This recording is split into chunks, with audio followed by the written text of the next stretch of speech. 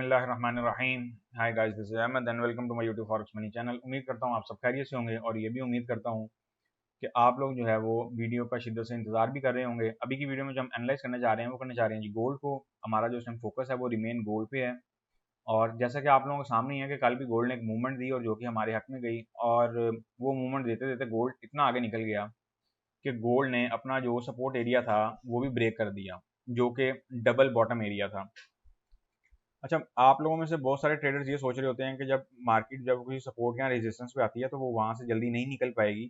तो लिहाजा आप लोग इस चीज़ को भी जहन में रखा करें कि जब मार्केट एक एरिया को बार बार टेस्ट कर रही होती है तो इसका मतलब है कि वो इससे आगे का कुछ चाह रही है। टाइम जाया कि ना हम चलेंगे अपने एनालिसिस की तरफ। एनालिसिस से पहले मैं आपको कुछ दो चार पॉइंट्स हैं वो क्लियर कर देना चाहता हूँ मार्केट के पॉइंट ऑफ व्यू से। देखिए, मार्केट की जो फॉरेक्स मार्केट ले लें, क्रिप्टो मार्केट ले लें, स्टॉक मार्केट ले लें, कोई भी मार्केट ले लें इस टाइम, जो कि करेंसी के ऊपर मुनहसर है। मकसद ये है आप लोगों को बताने का कि इस टाइम कोई भी मार्केट में स्टेबिलिटी नहीं है। तो लिहाजा आप लोग कोशिश करें कि लो से लो रिस्क से ही आए मार्केट में। और आप लोगों को जैसे मैंने ऑलरेडी लास्ट टाइम भी बताया था ऑस्ट्रेलिया यूएसडी वाली वीडियो में कि रिसेशन हमारे सर पे खड़ा है, अनएम्प्लॉयमेंट रेट का हमारे जो सर पे प्रेशर है वो है, आज एफओएमसी भी है। एफओएमसी को कतई इग्नोर ना कीजिएगा। और प्रॉफिट टेकिंग जितनी भी है वो टाइम पे करें। एक चीज़ मैं और कहूँगा, जो विदाउट एसएल ट्रेडर हैं वो एसएल वाली ट्रेडों से अवॉइड करें, और जो एसएल वाले ट्रेडर हैं वो विदाउट एसएल वाली ट्रेडों से अवॉइड करें। इस टाइम दोनों मिक्स ना हो आपस में। अगर आप लोग दोनों एक दूसरे की कैटेगरी में घुसने की कोशिश करेंगे ना, कि लेट सपोज अगर हमारे तो एसएल हिट हो रहे हैं तो हम विदाउट एसएल आ जाते हैं, और विदाउट एसएल वाले कहते हैं जी हमारे तो विदाउट एसएल तो बात बन नहीं रही है, तो हम एसएल के साथ आ जाते हैं, तो आप लोग आपस में अपना स्ट्रक्चर बहुत बुरी तरीके से खराब कर बैठेंगे। तो लिहाजा जो तो विदाउट एसएल वाले हैं उनके लिए तो प्रीमियम चैनल चल रहा है, वो वहाँ पे अपना मनी मैनेजमेंट फॉलो करते हुए ट्रेड्स लें। ऑलरेडी आज के सिग्नल मैंने वहाँ पोस्ट कर दिए हैं। अच्छा, अब पॉइंट ये है कि मार्केटों ने एक बहरान जो है वो बहुत ज़बरदस्त पकड़ लिया है। मुझे कल मैसेज आया था कि सर गोल्ड एकदम नीचे क्यों आ गया। डॉलर आप देखें, डॉलर ऑल टाइम हाई पे चला गया। डॉलर इस टाइम इतना स्ट्रांग हुआ हुआ है कि उसको पकड़ना जो है वो समझ लें किसी भी करेंसी के बस की बात नहीं है। फिर उसमें अब ये जो न्यूज़ है ना, ये बेसिकली सब थोड़ा थोड़ा अपना कंट्रीब्यूशन कर रहे हैं।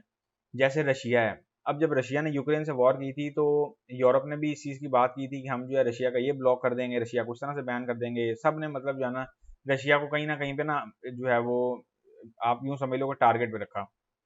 अब उस टारगेट का नतीजा ये हुआ कि रशिया ने गैस के हवाले से यूरोप को तंग करना शुरू कर दिया है। उसकी जो सप्लाईज हैं, उनके जो मामलात हैं, उन्हें उसमें तंग करना शुरू कर रहा है, और उसी चक्कर में जो गैस प्राइसेस हैं वो भी शूट करेंगी। अब गैस का जो बहरान है वो भी पैदा होगा। तो बेसिकली अब मार्केटों में हर लिहाज का बहरान जो है ना, आप लोग यूं समझ लो कि वो एंटर होने जा रहा है। गोल्ड आप यूं समझ लो कि गोल्ड आपको टेम्परेरी जो एक मूवमेंट है वो अपसाइड दे सकता है। गोल्ड का ओवरऑल ट्रेंड बहुत बियरिश है। और ये बात हमेशा याद रखनी है आप लोगों ने कि जब जब गोल्ड जो है, मैं H4 के चार्ट पे एक दो नजरें आप जरा डलवाता चलूं। जब जब गोल्ड पे बियरिश ट्रेंड आया ना तो फिर गोल्ड एक बियरिश रेले की सूरत में बहुत प्रेशर में नीचे गया है।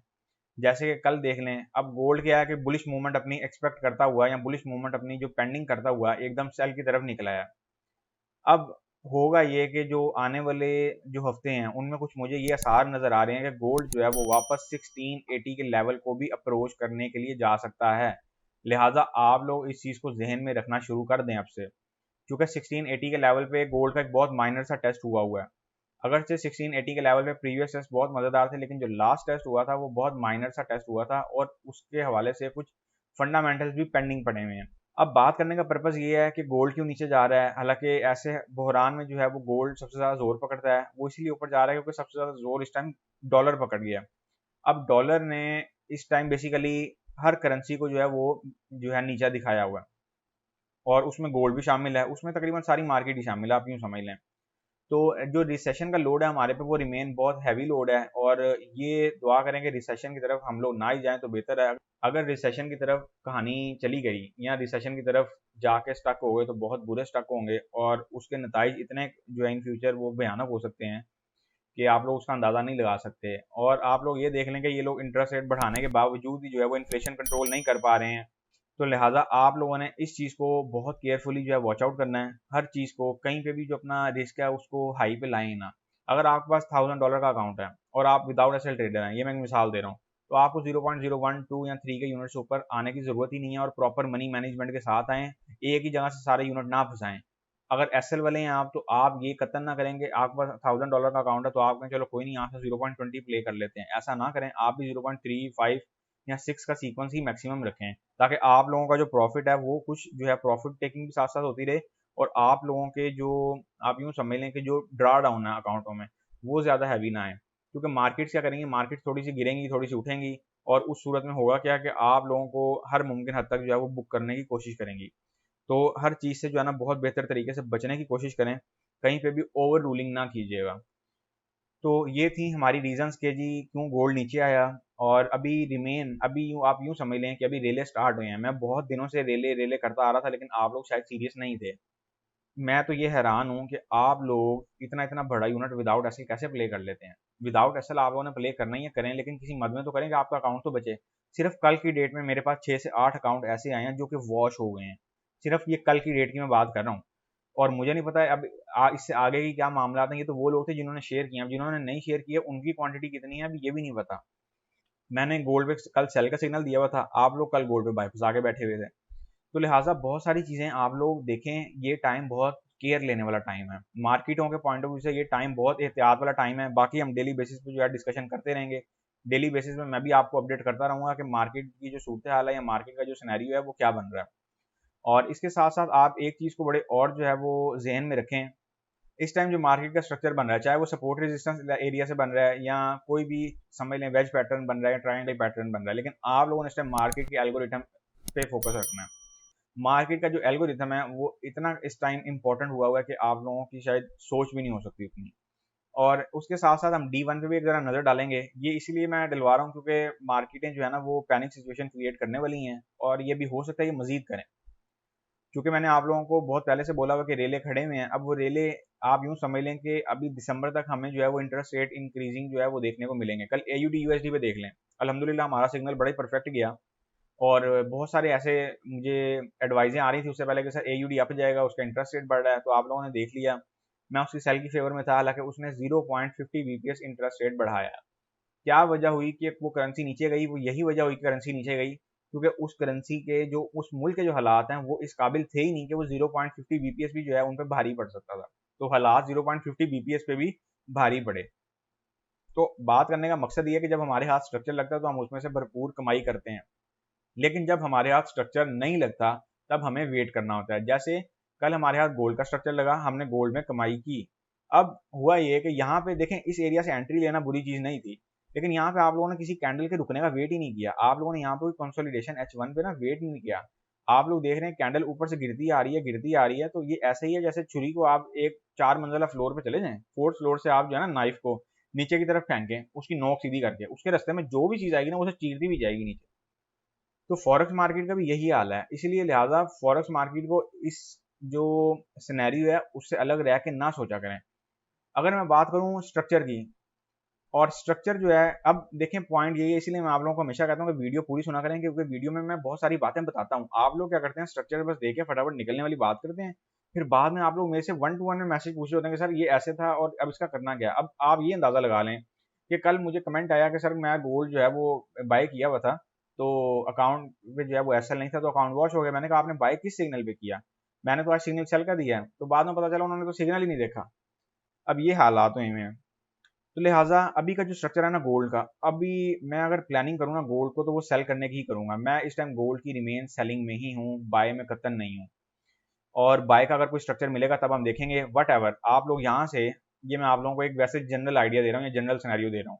आप लोगों ने अगर कुछ स्कैल्पिंग करनी हो ना, सिर्फ स्कैल्पिंग करनी हो, जैसे कल हमने कुछ स्कैल्पिंग करने की कोशिश की थी बट नहीं हिट हुई मार्केट में, तो वो एसएल हमें फेस करना पड़ा, लेकिन अल्हम्दुलिल्लाह हमारे पल्ले से एसएल नहीं गया, प्रॉफिट में से गया।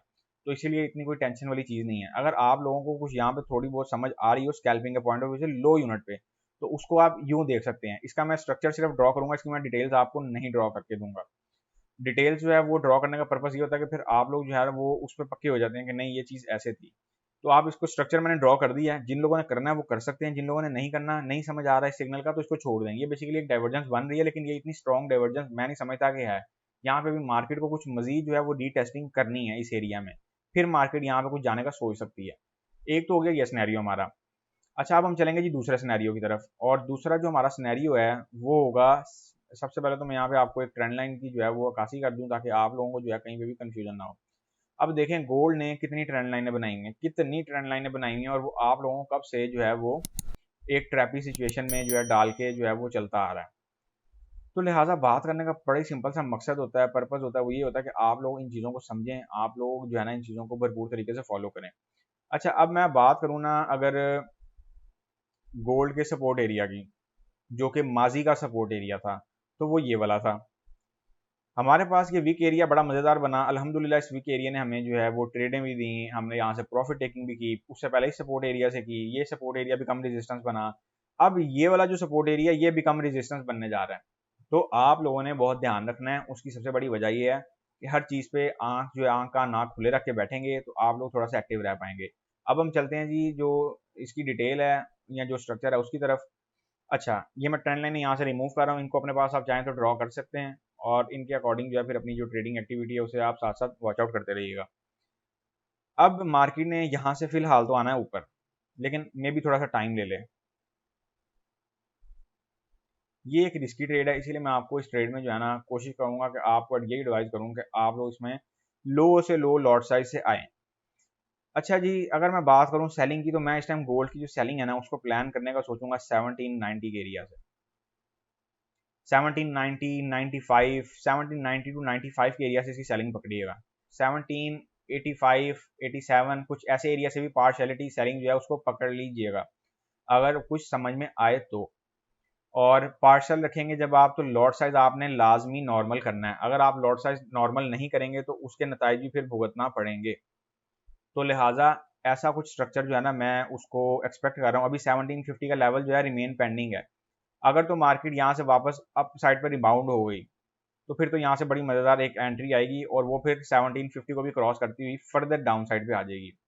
लेकिन इन केस अगर ऐसा ना हुआ, अगर ऐसा ना हुआ तो फिर इस चीज़ के लिए आप लोग जो है वो तैयारी रखें कि मार्केट यहीं से भी ज़्यादा नीचे डाउन साइड पे जा सकती है। इस एरिया का मैंने इसीलिए बोला है, इस एरिया का मैंने इसलिए बोला क्योंकि इस एरिया का रीटेस्ट जो है अभी पेंडिंग है। तो इस एरिया में जब मार्केट एंटर हो रही होगी 1785, 86, 87, 88, 90 से जो आप लोग अपनी कुछ ना कुछ एंट्री जो है वो इसमें ले सकते हैं। मैं यहाँ पे इसकी डिटेल एंटर करने जा रहा हूँ, इसको नोट कर लें। बड़ा सिंपल सा स्ट्रक्चर है, अभी तक के लिए स्ट्रक्चर यही रखें। किसी ऐसे इजाफी स्ट्रक्चर में एंटर होने की जरूरत नहीं है, किसी के पीछे लगने की जरूरत नहीं है। इस टाइम पे अपना अकाउंट किसी ऐसे अकाउंट मैनेजर के हत्थे ना पकड़ा दीजिएगा कि जो आपका अकाउंट पे कहे जी मसला ही कोई नहीं है। वो करेंगे क्या, एक ही जगह से आपके 0.055 की 5 लॉट साइज या 10 लॉट साइज लगा देंगे। आएगा तो आएगा, जाएगा तो जाएगा और खुल्लम डुल्ला जाएगा। ऐसी 2-3 मिसालें कल मेरे सामने आई हैं। तो लिहाजा अवॉइड करें, क्योंकि आप लोगों को मैं हमेशा ही कहता हूँ कि अकाउंट में से पोजीशन निकालने वाली बात किया करें। जब अकाउंट में पोजीशन स्टक हो जाती है तो समझ लें कि आप लोग बहुत बुरे फंस चुके हैं। अच्छा जी, सेल अगर हम करने की सोचेंगे तो मैं आपको बहुत खुली रेंज दे देता हूँ। 1786 टू 1795 के लेवल के दरमियान से आप लोगों ने सेलिंग पकड़नी है। TP1 की अगर मैं बात करता हूँ तो TP1 इसमें आएगा 1780 का लेवल। TP2 की अगर मैं बात करता हूँ तो TP2 इसमें आएगा 1774 का लेवल। TP3 की अगर मैं बात करता हूँ तो TP3 इसमें आएगा 1768 का लेवल। TP4 की अगर मैं बात करता हूँ तो वो हमारे पास आएगा जी 1760 का लेवल। SL की अगर हम बात करते हैं ना तो SL इसका हमारे पास आएगा 1805 का लेवल। अब आप लोग ये देख लेंगे मैंने SL इसका कहाँ पे रखवाया है और क्यों रखवाया है, अब आप इस चीज़ को भी समझ जाएं। क्योंकि मार्केट ने एक रीटेस्टिंग एरिया की जो कंडीशन है, अगर वो मार्केट पकड़ने आ गई तो मार्केट जो है वो अपना भरपूर जो है वो एक्शन दिखाएगी, हमें भरपूर एक जोर दिखाएगी। तो लिहाजा कहीं पे भी मिसमैनेजमेंट ना करिएगा। लॉट साइजें ऐसे जो दौर हैं, अब यूँ समझ लें कि अगले 5 से 6 महीने हो सकता है हमें ऐसे क्राइटेरिया में ही घूमना पड़े। इस टाइम मार्केटों का ट्रेंड जो है डायरेक्शन चेंज हो रही है, इस चीज़ को भी मना करें। एक आम ट्रेडर ये चीज़ मानने को तैयार ही नहीं है कि मार्केट का डायरेक्शन जो है वो चेंज हो सकती है या मार्केट में कोई न्यू डायरेक्शन आ सकती है। तो इस चीज़ को एक्सेप्ट करना सीखें। सो गाइस, ये थे हमारे गोल्ड के H1 चार्ट एनालिसिस। उम्मीद करता हूँ आपको बहुत बेहतर तरीके से समझा पाया हूँ। कोई चीज़ ना समझ आ रही हो तो मेरे से पूछ लीजिएगा। मिलेंगे अब हम नेक्स्ट वीडियो में, तब तक के लिए अपना ख्याल रखें, दुआ में याद रखें। मुझे नहीं इजाज़त, अल्लाह हाफिज़।